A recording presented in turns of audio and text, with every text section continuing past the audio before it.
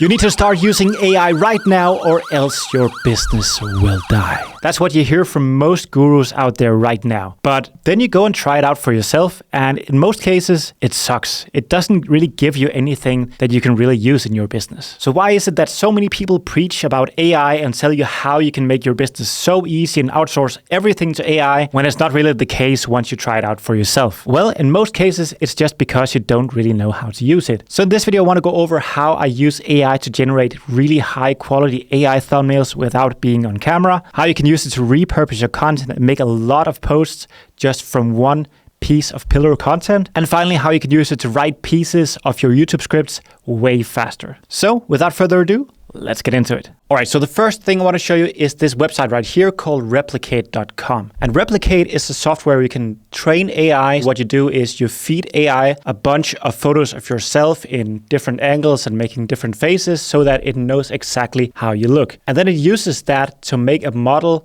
that can make new photos, new AI photos of you. And you can use that to make thumbnails for YouTube, or you can use it to make pretty much any photo you want. So this is pretty cool. So right here you can see that I made a model, and the way it works is that the model pretty much triggers when I write the word Jacob. So right here I can write a prompt, and then from that prompt it uses that information to make a new photo of me. And then you also have the opportunity to upload an image that you want to model, and then down here we have a bunch of different settings that are a bit complicated, but usually what I do is normally I just play around with the guidance scale and keep that somewhere between 2 and 3.5 as it recommends right here. I'm not quite sure how it works, but it says that the closer you get to 2, the more realistic it should be, but it can also kind of destroy the photo. So you need to play around with that to kind of find a balance. And then I also make sure that I choose JPEG right here. And then the last thing I play around with is this one right here, the prompt strength, because that also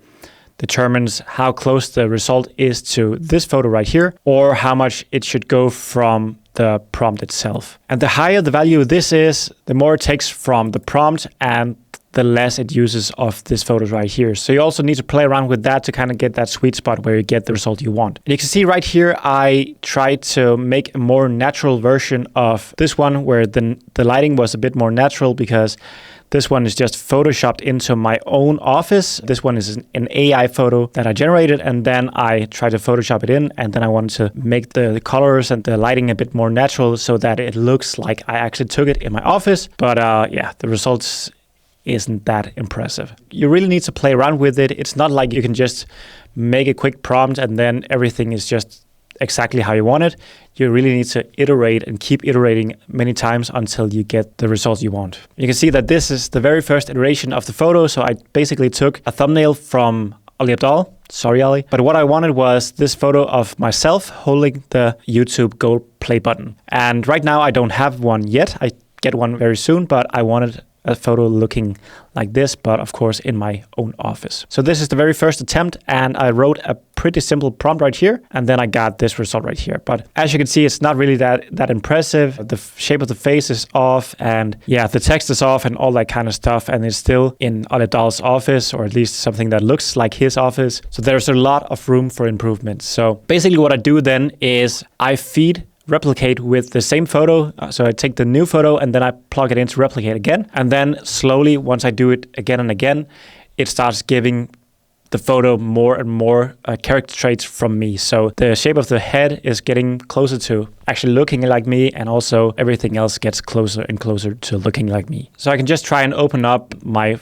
photos right here, and then you can see kind of the different iterations that I tried. And keep in mind, these photos are just the best of those that I made. I made a ton of different iterations, and then I just kept the best of them and then kept iterating on those. So I started with this photo of Ali Abdaal, and then I slowly started iterating and kept refeeding Replicate with these photos until I got something that looked pretty natural. And I also played around with Photoshop a bit, because as you can see, Replicate can't really figure out the text right here on the play button. So I had to kind of Photoshop the right text in there. And then also I needed to Photoshop my own office in there so that it looked like I'm actually in my office. So I actually ended up with something like this, which actually looks pretty cool. It looks decently natural. It does look a little bit AI generated and a little bit cartoonish, but I mean, a lot of thumbnails actually look a bit cartoonish these days, so I don't think it matters that much. So this is actually something that I could use on my thumbnail. But again, this is still something that looks quite close to Olive Dahl's office, and I don't want to copy it too close to his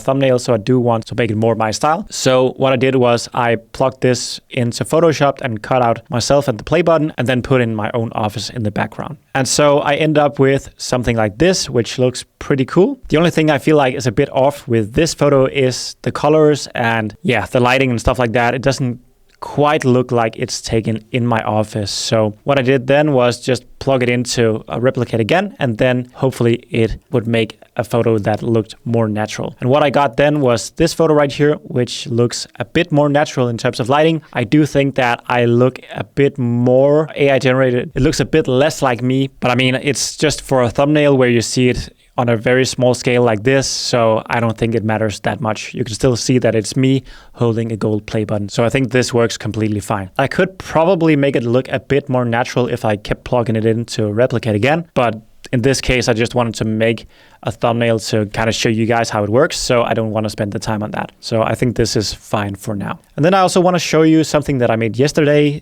This is also a thumbnail that I made for this video right here to kind of showcase that this is made with AI. This one is actually the finished one. So again, I used a photo of my fellow Dane, Frederick Pahus. Sorry, Fred, but I think your thumbnail looks pretty good. I really like this exotic vibe that it has to it. So I kind of wanted to model from that. And again, don't copy it, but use it as inspiration and model from that and then make it my own. So then I made a bunch of different iterations. And as you can see, some of them looked completely off. It didn't really look like me. And then I just kept iterating until I got the final result right here. And then I just zoomed in a little bit and plugged it into Canva. And then I have the final thumbnail. So this software is super cool. I wouldn't say that you necessarily save time because it does take a lot of time and it requires you to iterate a lot on the photos. So it's not really a time saver, but it does give you more creative freedom so you can actually make thumbnails that you wouldn't be able to do otherwise. So for example, if I wanted some props in my thumbnails that I don't really have in real life, that I can actually do it now because of AI. So for example, if I wanted to make a thumbnail with me standing at a whiteboard and then showing something on that whiteboard, then I can actually do it without me actually having that whiteboard in real life. So that's pretty cool. The software is decently simply to set up, but it's a bit tricky if you don't know what you need to do. So I'll just link to a training down below that I followed myself to set it all up. Then it's much easier for you to get started and try it out. I've actually purchased ChatGPT Plus very recently because I started using it so much. Until now, I have been fine just using the free version. Now I just started using it pretty much all the time. And every time I don't know how to do stuff, or if I try to work something out that's a bit complex, or if I just want some sort of inspiration, I just ask ChatGPT, as most people probably do now. But the feature that I really like about this is this feature right here. Right there, it's that voice feature where you can pretty much just talk to ChatGPT, and it also got the feature where you can also show with the camera what you're seeing, so you can pretty much just FaceTime with ChatGPT, which is freaking awesome. So I've also used that for editing. For example, if I don't know how to do a certain thing, then ChatGPT can just help me, and I can literally show on my screen what I'm looking at, and then it can start guiding me on how I can do stuff. So that's pretty awesome. So let's just try and use this voice feature for something YouTube related. All right, ChatGPT. So right now I am filming a video about how I use AI to make my YouTube videos. I'm using AI to make my thumbnails, and I'm also using it to write my scripts and repurposing content and stuff like that. So can you help me get some ideas for my titles, because I don't really have any ideas for that. I do want to angle the titles in a way where it attracts mainly business owners that want to sell information online in terms of coaching products and stuff like that, or maybe lower priced products as well, in terms of maybe some low ticket courses and stuff like that, maybe some templates and all that kind of stuff. Pretty much just info based products. So that's the audience that I want to help make more money with YouTube. So I want to angle it in a way so that it's suited for them. So can you give me 10 different titles that is very suited for this type of video? Here are some title ideas that would appeal to business owners looking to monetize with info products. How I use AI to 10x my YouTube workflow and boost sales. AI tools that skyrocket my YouTube revenue. From script to thumbnail, how AI supercharges my YouTube channel. Automate and dominate, using AI to create and sell info products on YouTube. Turn viewers into customers. Yeah, so as you can see, some of them sounds very AI generated, but usually when I get it to come up with maybe 20 or 30 different titles, then usually it has 1 or 2 titles that actually sound pretty good. And yeah, as you can see, it's pretty fast to just come up with new titles, and then you can just take the best ones and keep iterating on those. And then sometimes I also find some inspiration from other channels, and then I can use ChatGPT to kind of remix those and make it my own. So that's pretty cool.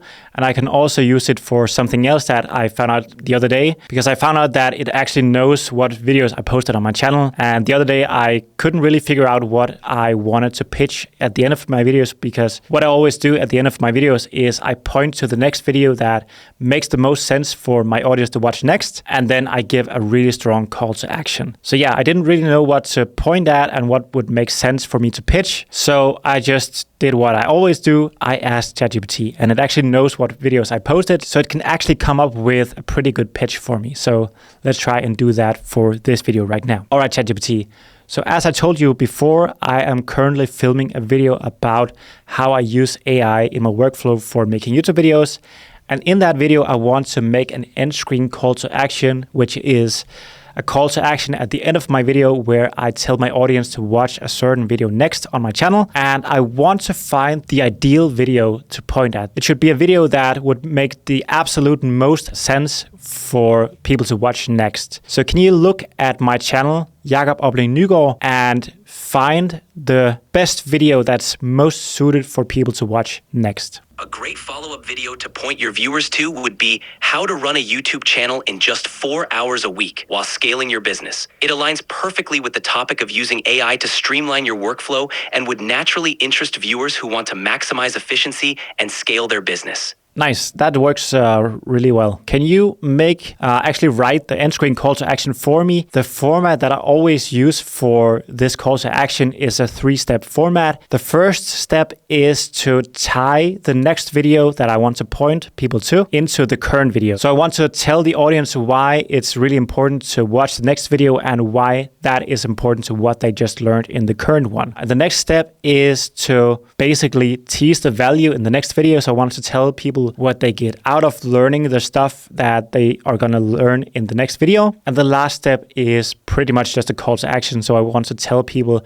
to click right here to watch that next video. So that's the framework. So could you please write the end screen call to action for me? And make sure you make it kind of casual and sound natural. Here's a natural sounding end screen call to action that follows your 3-step format. All right, if you found this helpful, you're gonna love the next video where I break down how to run your YouTube channel in just 4 hours a week. It builds perfectly on what we talked about today, showing you how to streamline everything and scale your business even faster. So go ahead and click right here to watch that next. All right, so I want you to format it a bit different. I don't want to say stuff like, if you love this, then you're also gonna love this. I want you to say something along the lines of, so we talked about this stuff right here, and in terms of that, it's really important to do this, this, and this. So watch this video next, because in that video, I teach you this, this, and this. So something along the lines of that instead. Got it. Let's reframe it that way. So we've just covered how to leverage AI to streamline your YouTube workflow. To take it even further,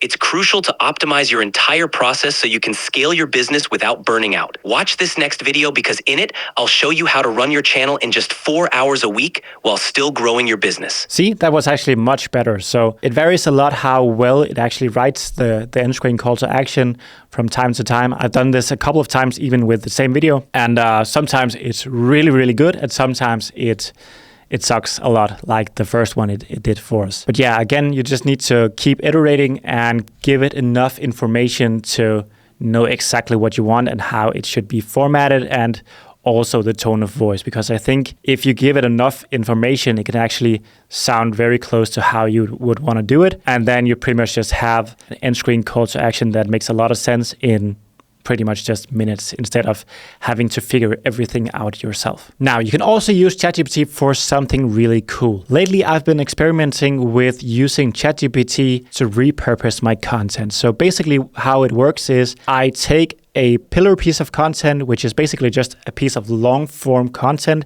It could be, in my case, a YouTube video that I just take the transcript from and then plug it into ChatGPT, but it could also be a blog post or pretty much any sort of long form piece of content. And then I fed it with a bunch of information on how it should format things for different platforms. So I basically told it how it should write Twitter threads and how that should be formatted and how it makes things sound punchy so that you want to move down in the Twitter thread, or how I usually structure short form content for TikTok and Instagram and stuff like that. So it pretty much knows how to write for any platform out there. And you can do this by just writing it straight into ChatGPT and giving it all the information it needs. That usually becomes a really, really huge prompt. But you can also just make your own custom GPT so that it always knows exactly how it works and it already has all of the information so that you don't need to re-prompt it every single time. So let me just try and show you how it works. So what I do is I just take one of my YouTube videos right here, then I just go to the subtitles right here, and then I find the transcription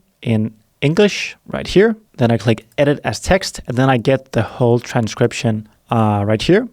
Then I just copy it all. Then I can plug it into ChatGPT and say, here is another piece of pillar content. There you go. And then you can see that I played around with the tone of voice because it sounded very AI-ish. So right before I recorded this, I tried to tell it to sound a bit more like me. So it can take all of my earlier pieces of pillar content and then kind of analyze how I sound, because that's exactly how I sound on my videos. So hopefully it sounds more natural if it can kind of study that and model that in other pieces of content. So now that it has my pillar piece of content, I can say, write a Twitter thread from this pillar content. And then it should write a whole Twitter thread for me. So the first tweet says, after my burnout, I wanted to attract business owners with my content. So I tried what everyone preaches, niche down. Tailor everything to that specific audience.